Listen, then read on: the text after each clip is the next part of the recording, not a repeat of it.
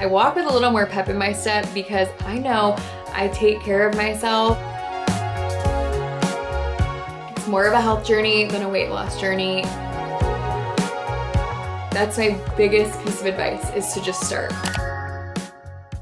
Hi guys, welcome back to my channel. I'm Sydney. If you're new here, I have gone through my own fitness journey over the past 8 or 9 years. I became a certified personal trainer and an online fitness coach 6 years ago, and there's a lot of things that I wish I knew when I first got started, and there are a lot of things that I overcomplicated.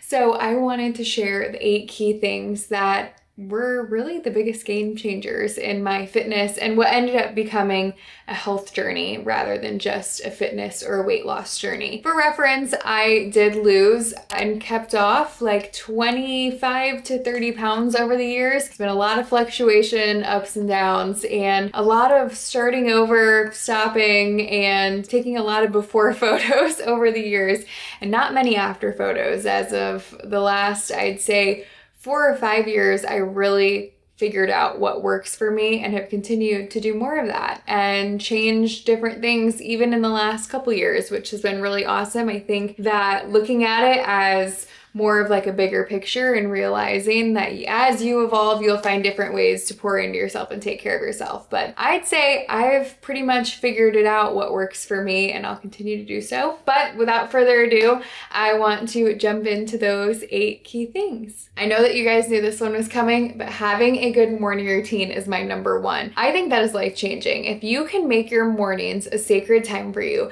even if it's waking up 20 or 30 minutes earlier than what you typically would, having time to get your mind right, making sure you're not scrolling first thing in the morning, that's probably one of the biggest things, is make sure that you're not getting on social media and comparing your life to other people's lives, because the second that you let the outside world into your mind the first thing in the morning, I feel like that just sets the tone for the rest of the day. So take some time to have some gratitude in the morning, whether that's journaling. I like to do my Bible study in the morning, make a to-do list, time block your day, maybe even do that the night before so that you have a game plan for the day. But regardless, make your mornings something that you look forward to. Enjoy your coffee in a cute cup, have a nice healthy breakfast. I spent way too long rushing out the door because I woke up 5 minutes before the bus came for my college classes and didn't have enough time to have breakfast, so I would get Chick-fil-A in the dining hall. So I wish that I would have started doing that earlier, where I would have taken the time to make a healthy breakfast. And I think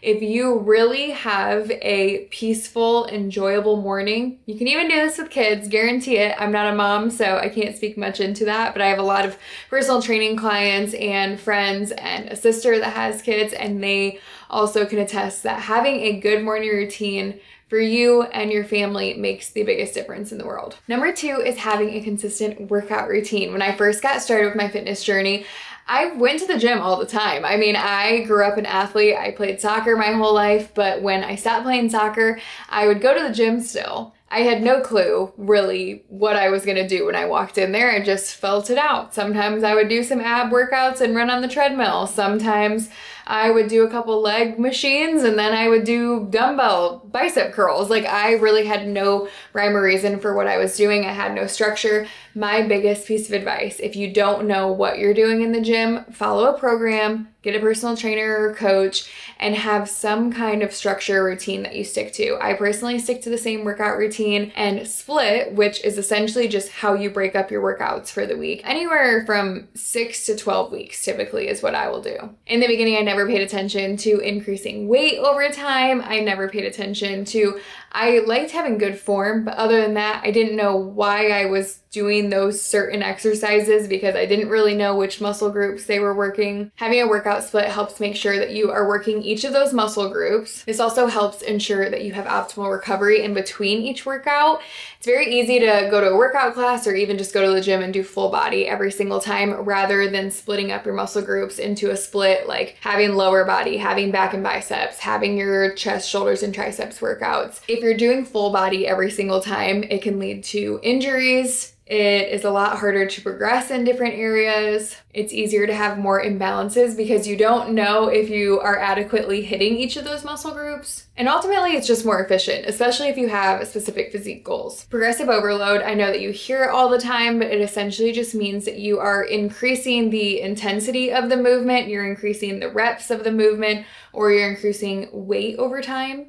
Number 3 is walking more. This is one of those things that is overlooked so much, especially just for the mental aspect of things. I feel like it helps my mind so much. The more I'm walking, I feel like the more mental clarity I have. If I am cooped up at an office all day long or sitting at my desk, I know when I worked an office job, I could not wait to get out of there to just go on my daily walk because it just helped my mind so much. It's low impact and so much easier on your joints. I used to think that I had to run, I had to do sprints, and I personally hate running, to be honest, and I feel like it is very hard on my body. If you're a runner and you love it, do movement that you enjoy, but I feel like walking is so overlooked. If you're on a weight loss journey or you're trying to lean out, it is one of the most sustainable ways, in my opinion, to increase your expenditure and the amount of movement that you're doing, while it's still, like I said, low impact and overall easy. You can throw on a vlog, you can throw on a podcast, you can call a friend,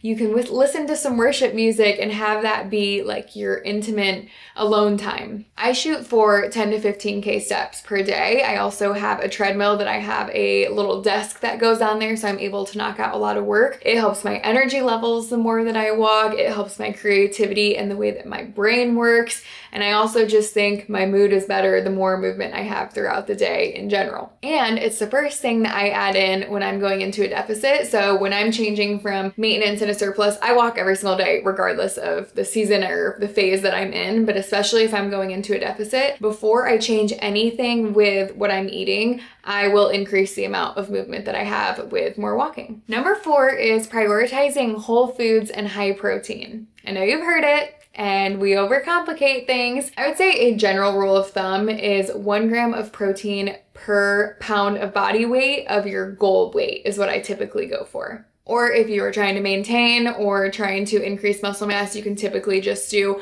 1 gram per pound of body weight that you currently have. I would have probably reached my fitness goals a whole lot sooner than what I did if I learned this sooner, because it is way more satiating if you are having more protein and fiber rather than just lots of carbs and fats. And that's something that I did. I did a lot of snacking, and I did a lot of, honestly, everyone gravitates towards carbs and fats before they gravitate towards protein. That's something that I truly never craved. I ate things that I thought were healthy, and they honestly could be technically healthy, but I just was not eating enough protein. I probably was only eating like 60 to 70 grams of protein if I had to guess. Tracking is not for everyone. I totally understand that, but tracking macros, how I explain it, is that it's basically working smarter and not harder. I also highly recommend not just counting calories, because what makes up those calories is very important. Like I said, hitting high protein and just having a balanced breakdown of your macronutrients, which is protein, carbs, and fats. I also track my fiber, and I like to look at my breakdown of my sugar as well. I felt like I was working my butt off prior to tracking anything,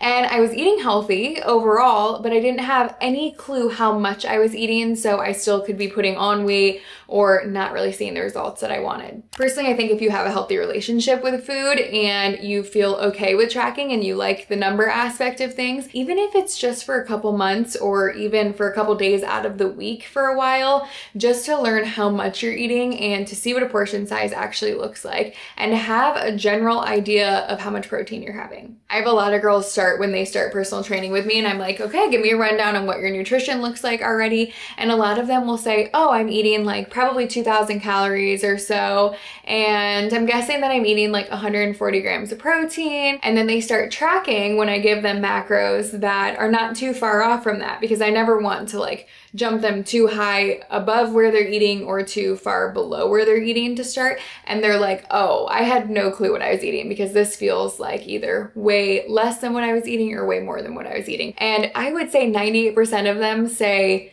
they were not eating anywhere near that when it comes to protein. Just as I said that it's important to figure out what makes up those calories, so knowing where your macros are at, I also think it's important what you fill your macros with. I also spent a lot of time, I was very on my game with macros when I first started tracking macros. I was also eating a lot of macro-friendly things that were probably not the best for me. Actually, I can tell you they for sure were not the best for me. A lot of sugar-free things, a ton of processed foods. I actually just did a deep dive on my old videos on like what my grocery hauls looked like, and it is so crazy how different they are now compared to what they were back then, because literally so much of my food consisted of processed foods, but in my mind they had really good macros, which essentially what good macros typically are is like the most bang for your buck when it comes to what you're eating for calories. So if there's a ton of protein and not a ton of calories, you know what I mean? And if you have a big portion size for lower macros.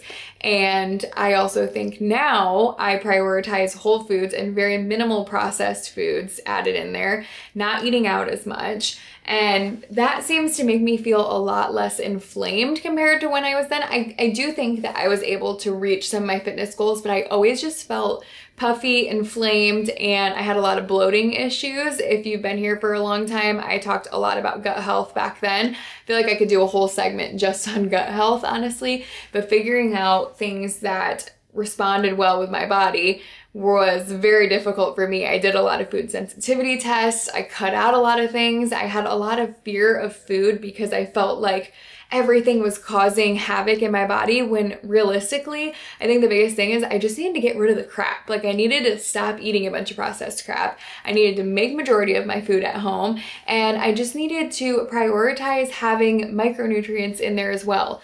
Fill up on fruits and vegetables, have good quality meats, and like I said, get rid of the processed crap. Now I try to focus on high fiber foods. They help a ton with gut health and also to keep you full. Healthy fats, high protein, and anti-inflammatory foods. Number 5 is getting enough sleep at night. I feel like this is just in the last like year or so that I have really prioritized that. Maybe not even the last year, because I would wake up at 5 a.m. even if I got the crappiest sleep ever, because needed to wake up, grind, attack the day.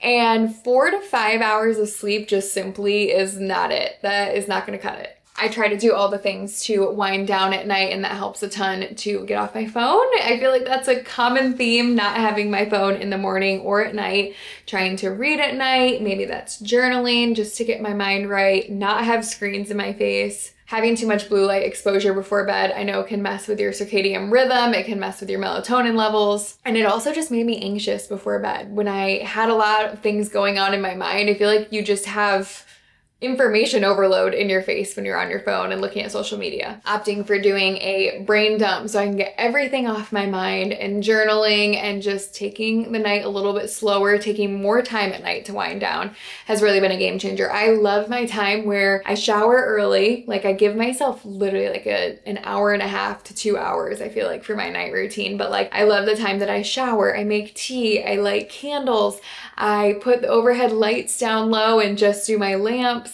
do my skincare, I'm in a cute pajama set. I just feel like my night routine, just like my morning routine, is very sacred. I also use a Hatch to do a sound machine at night, which I think is a huge game changer. I've probably used it. I watched one of my TikToks from 2021, 4-ish years ago, and I had a Hatch in the background. So I'm like, okay, we've been using the Hatch for a very long time, longer than what I even realized. And I've used a sound machine every single night. Even when I'm traveling, I'll use a sound machine and I sleep so much better. I also track my sleep with my Oura Ring, and this has been a big game changer for really prioritizing rest. I think it was a very big eye-opener for me. I cared a lot about my steps, my movement, making sure that I was consistent with macros, getting my workouts in. I definitely put recovery and sleep on the back burner, and that has been very good for me for my inflammation, for my stress levels, my mental health, and definitely recovery. Sometimes prioritizing your work-life balance, or even maybe like putting some boundaries on what all you say yes to, whether that's like social events or maybe even that is work all of the time for you, having some boundaries and really prioritizing your sleep. You cannot pour from an empty cup, and I believe that a lot of your mental health and physical health stems from how much sleep you get. Number 6 is drinking enough water. I carry around one of these 40-ounce tumblers. There were times in my life that I carried around a whole gallon jug. Not for me anymore, to be honest with you, but I do carry around one of these. I shoot for for 3 or 4 of these.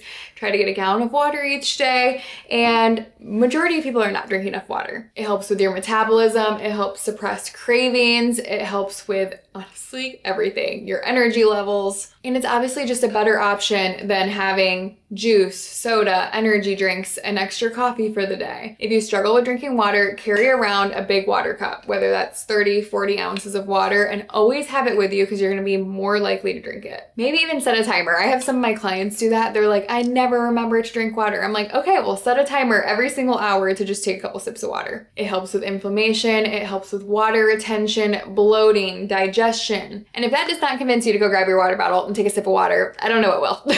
Number 7 is accountability. Whether that's an accountability partner that they are very into their fitness journey and knowledgeable about it. Maybe it's getting a personal trainer. When I first got to be very serious about my fitness goals, I got a personal trainer and it was the best thing that I've ever done. Honestly, ever. Because that is what made me realize how much I enjoy fitness and taking care of myself. It changed my entire life. I say very often that my fitness journey and health journey has saved me in so many ways, but getting a personal trainer kind of jump-started all of that. And it was really nice to have someone looking over my shoulder to tell me that my form was correct, and I gained a lot of confidence in the gym that way. It also gave me the accountability that I had to show up if I had a session. I also worked at an office that was connected to a Planet Fitness, or it was in the same building as a Planet Fitness, and that's where my first personal trainer was. And I don't know if they still are, but personal trainers at Planet Fitness were free at that time. So I wasn't even paying for a personal trainer. I just told him when I was gonna show up, and he'd be training a couple other people while he was training me, but I told him I was gonna be there, and so I would be there. And it was very, very helpful just to have someone give me a little bit of structure.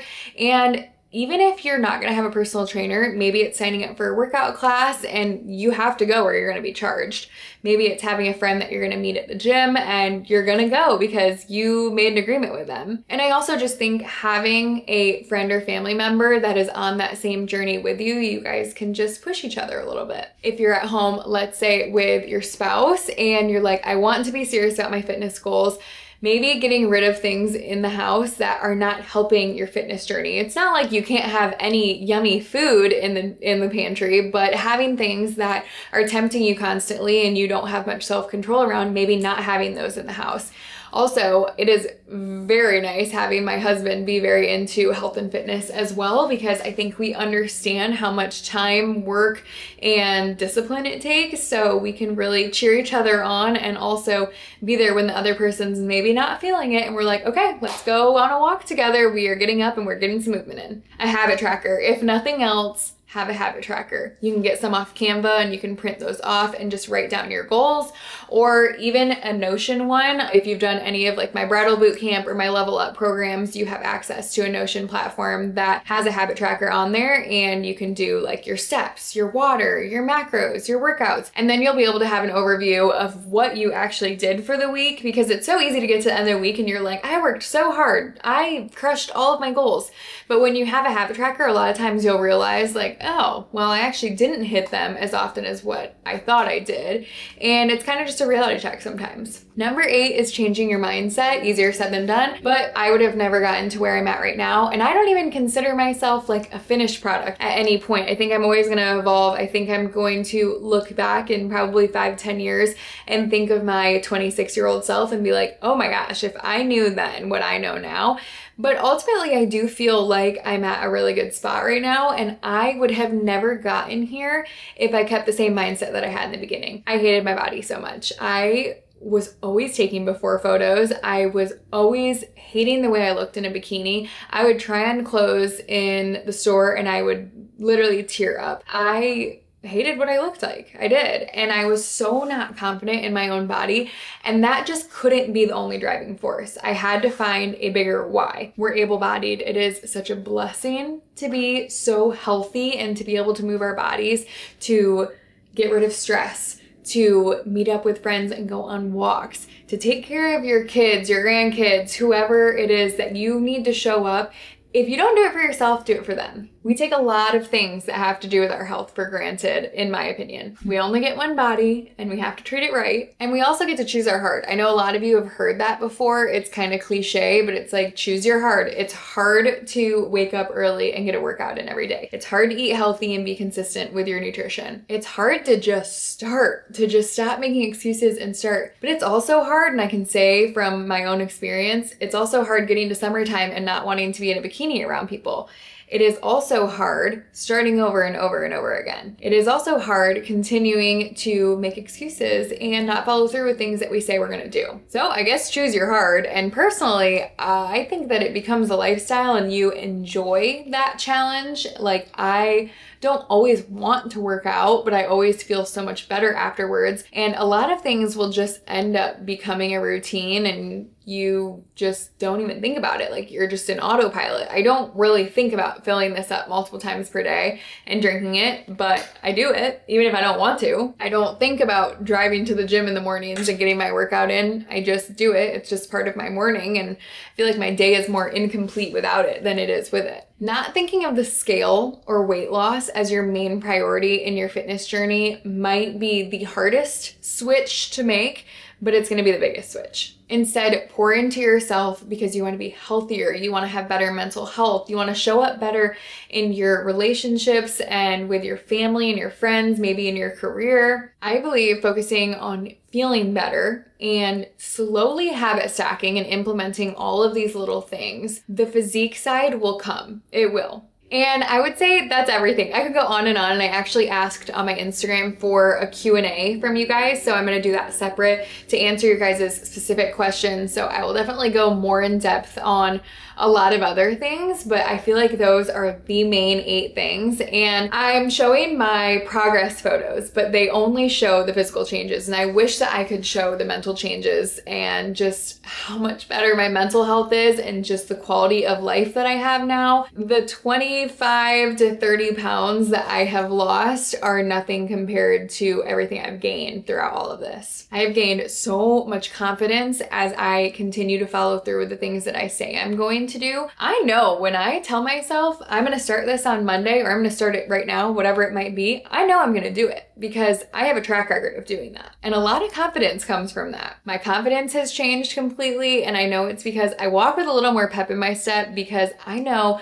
I take care of myself and I pour into myself over and over again. And I worked hard for this body, both internally and externally. And I just think my self-worth has gotten so much better as I continue to learn more about myself. So I hope that this helped. I know a lot of these things you know at the end of the day, like, these are the things that I need to implement. But sometimes we just need to hear it one more time, to hear that it worked for someone else, and to just start. That's my biggest piece of advice, is to just start. It's more of a health journey than a weight loss journey and fitness journey. It's all about making this sustainable and realistic for your own life. So I hope that you guys enjoyed this, and I will see you guys in my next video. Bye, guys.